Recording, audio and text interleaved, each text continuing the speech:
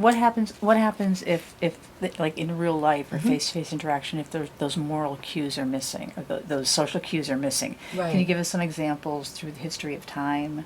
Sure, if the social cues are missing, well, this is something that's present in autistic children, for instance. They're not able to read the social cues, and so they often act differently, or they can't tell if somebody's being upset.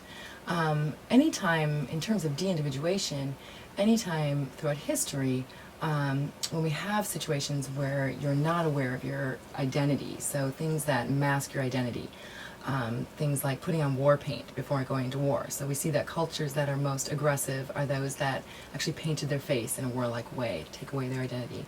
Ku Klux Klan would be another example of that. So the actual physical hood over the face. People do things when their identity is masked that they wouldn't do in normal life.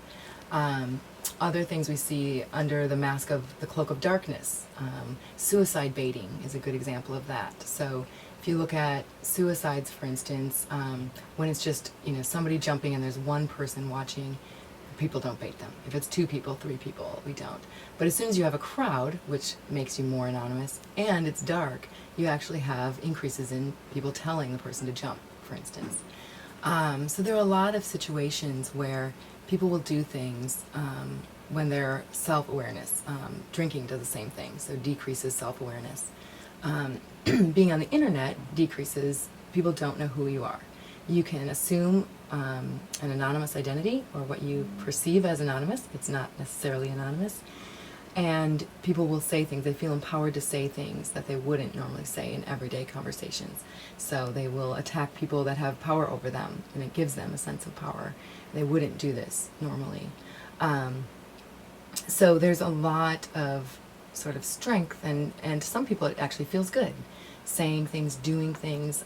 In a lot of societies, we have specific events to sort of let off steam. So in religious societies, you always have something equivalent to Mardi Gras.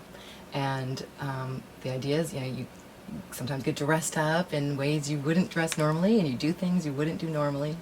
Halloween is another example. So a lot of research shows deviant behavior, other types of stealing behavior more likely to occur on Halloween than other dates. So anytime you're masking the identity of somebody, you increase a lot of those behaviors.